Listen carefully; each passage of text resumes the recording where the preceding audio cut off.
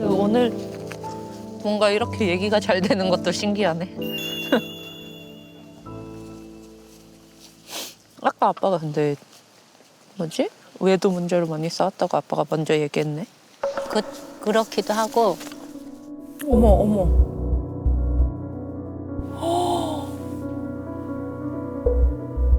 그렇기도 하고 이제 첫날 밥 먹고 나서 얘기할 때 그 얘기 먼저 하고 미안하다고 하더라고. 아빠가? 엄마한테? 먼저? 근데 얘기를 꺼냈어? 과거 얘기를 자꾸 하지 말래. 얘기를 먼저 꺼냈어 엄마한테? 뭐라고? 그 부분은 미안하지만 앞으로는 그런 얘기를 이 사람 저 사람 안 했으면 좋겠다. 그렇게 얘기했어.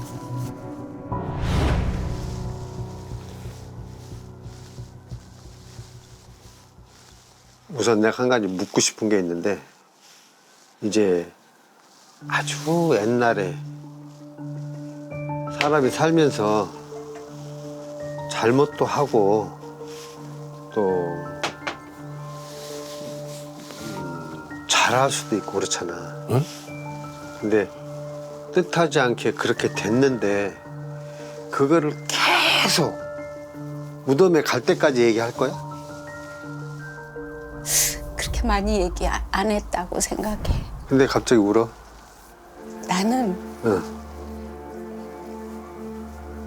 얘기할 기회도 많지 않았고 많이 안 했다는 생각이 들고 중요한 얘기는 하나도 못 한 것 같아. 야, 지금 이제 났어. 돌이 됐어.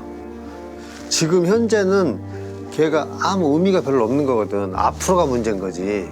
우리도 마찬가지인 것 같은데 옛날가 엄마 뱃속에 있을 때 기억하면 뭐 하냐고. 아무 의미가 없다는 거지 나는. 내 얘기는 그건데 그러면 예를 들어서 학교 폭력을 당한 애가 있어.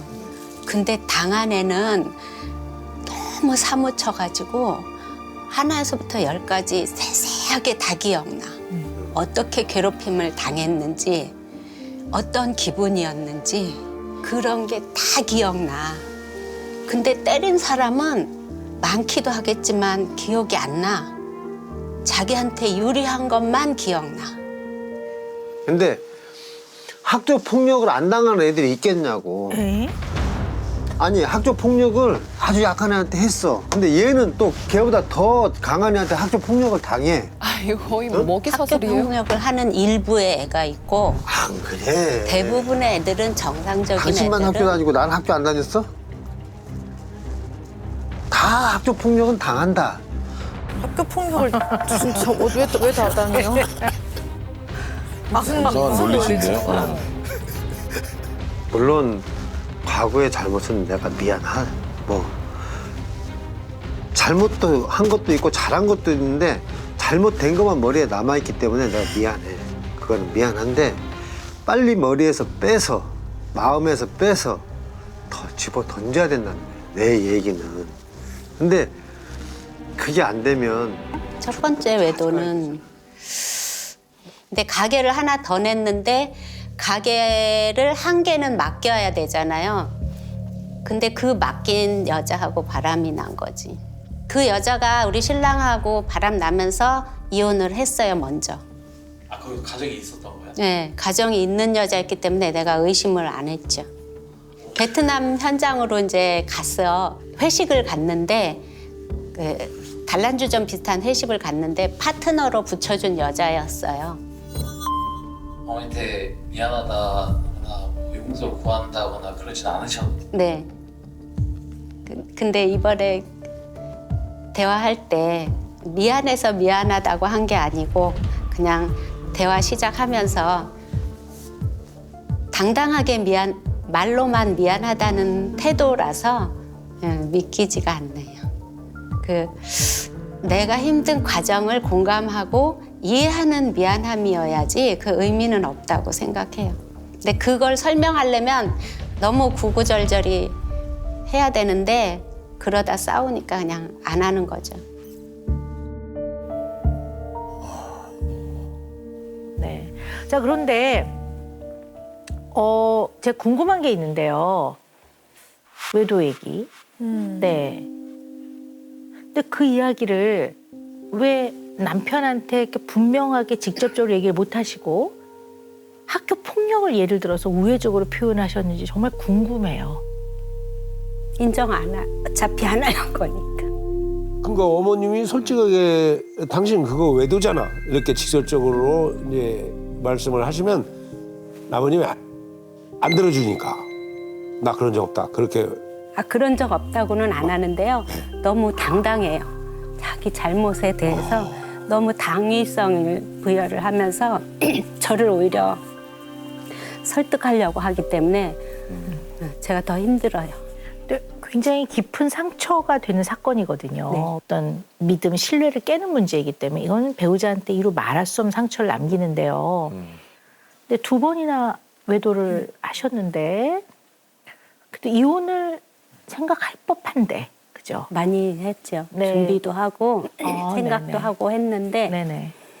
첫 번째 외도 때는 처음에 결혼할 때 사이가 너무 좋았었기 때문에 초심으로 돌아오면 사람이 돌아올 줄 알았어요. 그래서 잘못을 추궁하기보다 마음이 돌아와서 옛날 상태로 되돌리고 싶어서 너무 많이 노력을 했어요. 그래서 첫 번째 외도는 그렇게 묻어뒀고 2번째 때는 이제 진짜로 심각하게 싸워서 이혼 준비가 완전히 준비를 했었고 그랬는데 바로 정신적인 문제, 신체적인 문제가 생겼어요. 그러니까 이제 이때 이혼을 하면 그 뒷감당을 다 애들이 하게 생긴 것 같아요. 그래서 그냥 제가 감수하기로 한 거죠. 베트남에서는 뭐 외도를 하고 뭐 바람을 피우고 이제 그런 수준은 아닌데 자꾸 이제 그렇게 얘기를 해요.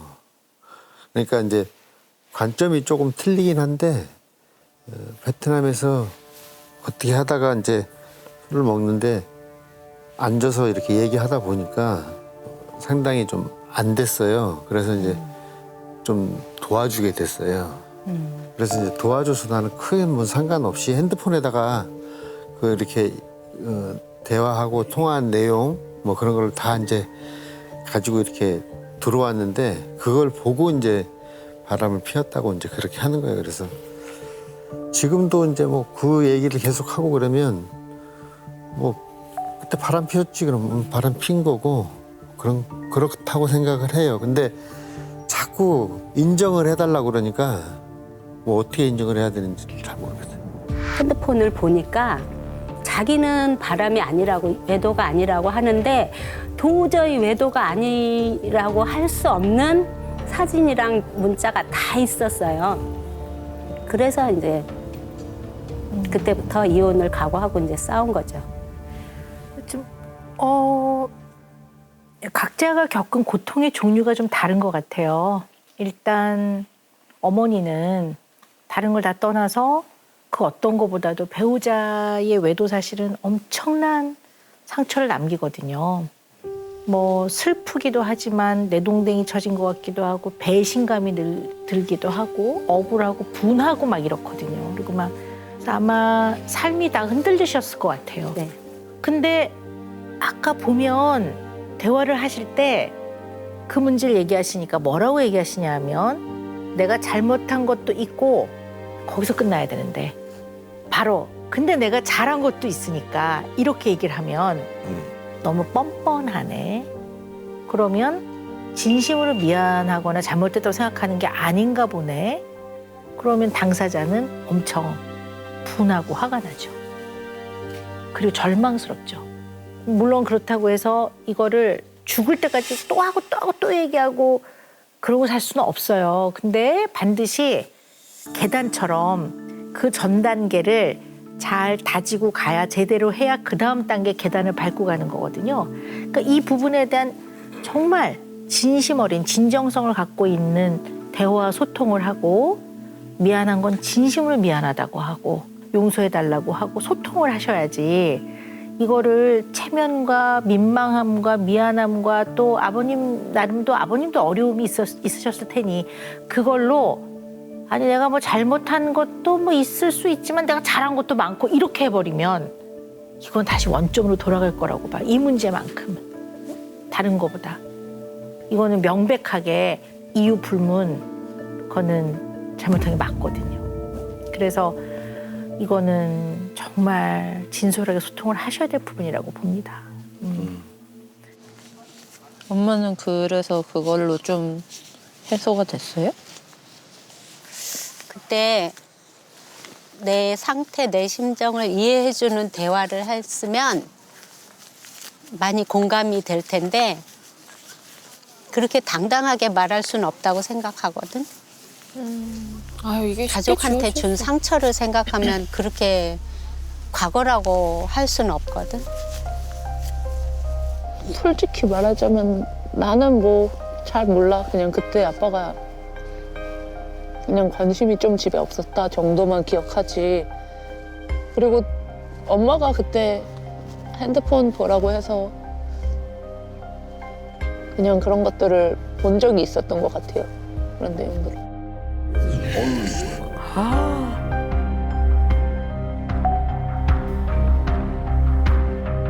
근데 사실 그 증거를 발견했던 건 딱 그 시기였고 중고등학교 때 시기였고 그 이후에는 그 이후에도 엄마가 계속 저한테 이런저런 이벤트들을 말씀해 주셨거든요. 아빠와의 이벤트들. 그때뿐만 아니라 그 이후에도 계속 여러 가지 외도 이벤트들이 있었어요.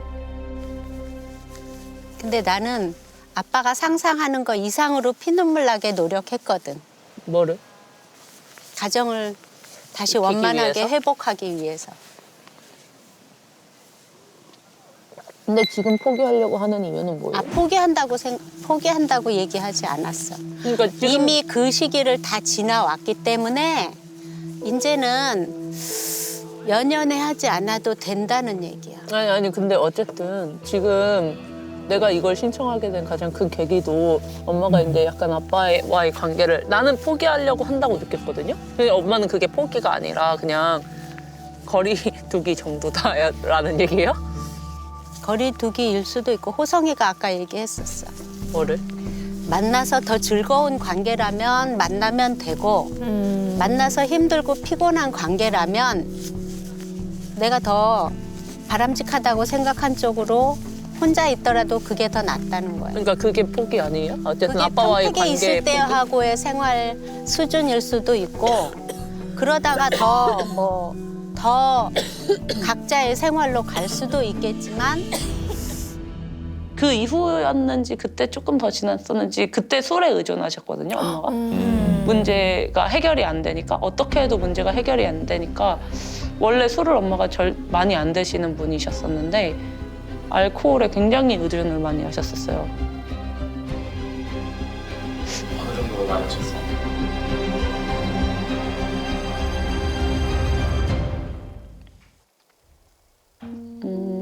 좀 길거리에서 쓰러져서 자는 그런 수준으로.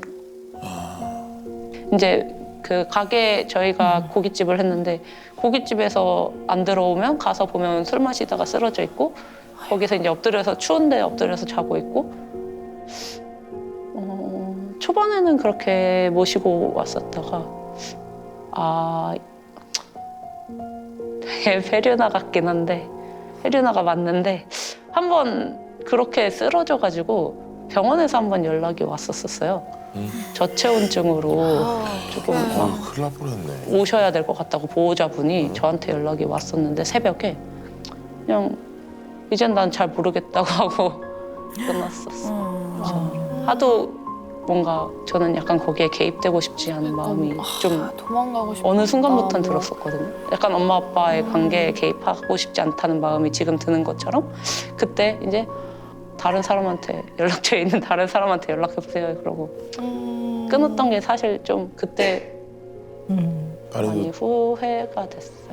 너무 지쳤었나 보다. 그러게요. 난 어렸을 때 그런 생각을 많이 했어요. 엄마가 언제 죽으러 갈지도 모르겠다 이런 생각을 되게 많이 했어.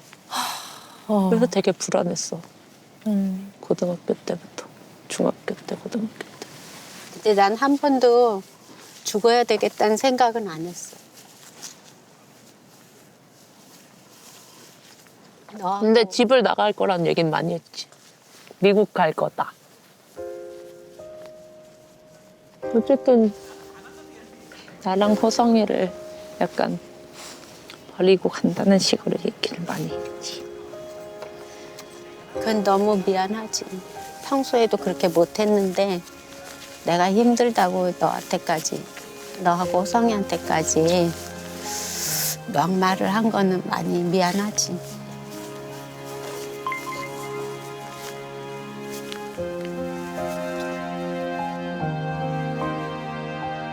그때가 몇 살이었어요, 딸이?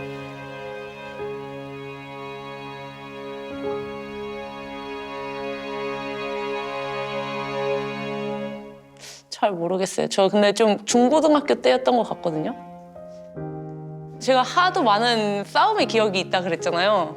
그냥 항상 저희 집은 뭔가 소란스러웠고 어떤 싸움이 언제 발생되는지 이게 정확하게 이렇게 기억은 나지 않아요. 그리고 저는 이제 좀 약간 엄마 아빠의 일들을 한 귀로 듣고 한 귀로 흘리고 이제 흘려갈 대로 해라, 알아서 해라, 약간 이런 느낌이 들어서 좀 그래서 뭐 어쩌라고, 아빠 뭐 왜도 했는데 어쩌라고, 엄마는 뭐 변하지도 않을 거면서 약간 이런 마인드가 되어버렸거든요. 고등학교 이게 더 끝나는 편하니까. 때문에. 어떻게 잊기로 노력을 한 것 같은. 그래도 결국에는 엄마랑 아빠 같이 살지 않을까? 그런 생각이 좀 베이스에 깔려 있는 것 같아요. 엄마가 고통받으면서도 계속 같이 살지 않을까? 그 시기도 견뎌 왔는데 약간 이런 생각이 약간 마음속 깊이 있는 것 같아요.